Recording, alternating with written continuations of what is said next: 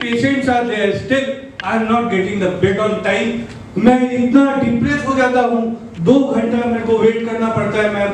मैं 10 किलोमीटर दूर से आता हूँ, इतना दूर से आने के बाद इतना समय देता हूँ एंड जाते जाते मैं थक जाता हूँ। मैं आपकी बात समझ सकती हूँ, लेकिन मैं कुछ नहीं कर सकती। जैसा अस्पताल का नियम है वैसा ही सब होगा। जब जैसा आपको टाइम मिलेगा और जो बेड मिलेगा वैसे ही आपको एडजस्ट करना पड़ेगा। So it was a depressed healthcare worker versus a patient who was already in stress or a relative who was already in stress. तो अगर हम healthcare worker की भावनाओं से इस situation को देखें तो, right? है ना? So when we talk about a person, a healthcare provider who's already sad, rather than me saying कि depressed एक clinical terminology हो गई, clinical diagnosis हो गया, तो सैड है, उदास है, उसके खुद की लाइफ में कुछ चल रहा होगा। शायद आज कोई सैड न्यूज़ आई उसे, या किसी रिश्तेदार की वजह से परेशान है, या पर्सनल लाइफ से कुछ परेशानी है, एंड उस उदासी से वो काम पे आया है, या लगातार कुछ समय से वैसे मन से आ रहा है, एंड उस उदासी में उसने पेशेंट से रिएक्ट किया या रिलेटिव से रिएक्ट किया। आप लोगों की समझ में यहाँ पे क्या गलत हुआ?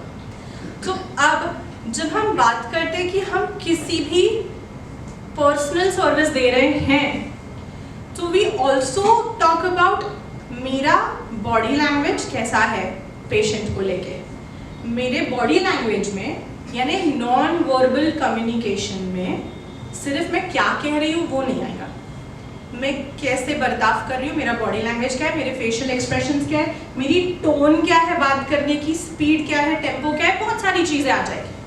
And if I'm already sad because of my own issues or preconceived notions, मेरी वो सारी चीज़ें बदल जाएगी पेशेंट को डिलीवरी देने में।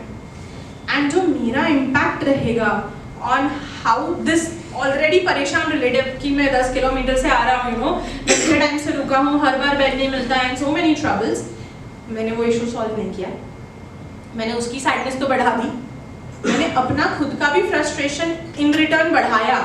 मुझ में भी गिल्ट आएगा कि यार this service I didn't provide correctly, है ना? Now what happens in this context from the actors point of view, when we do not take care of our body language. Sir, as a receiver of that, how did you feel? आपको क्या feel हुआ if you were a patient actually? And लेकिन at the same time मेरे को I am having a lot of confidence of the doctor. I just don't want to change the hospital. Correct. I just want to convey from my end Right. that technician part जो management है that is not up to the mark to take care of my relatives as well as other patients. Yeah. Correct. तो उस समय उनकी बेबसी, उनकी लाचारी जो ऑलरेडी थी, वो मेरे रिएक्शन, मेरी body language, my way of dealing ने बढ़ा दिया, है ना? एंड हो सकता है कि वो शायद वहीं सॉल्व हो जाए मैटर, हो सकता है वो आगे और बढ़ जाए, है ना? हो सकता है it also increases his own anxiety and sadness and depression, right? The impact that I am creating, मुझसे मिलके the first line of action was this person before they reach the other services. So that person also वो कैसे महसूस करा रहा है आपको कि yes you are taken care of, you are included, I know you are already suffering and I am here. तो मैंने मेरी उदासी साइड में कैसे रखनी है, मुश्किल काम है, बहुत मुश्किल काम है, क्योंकि पहली चीज तो हम हमारी भावनाएं पहचान ही नहीं पाते।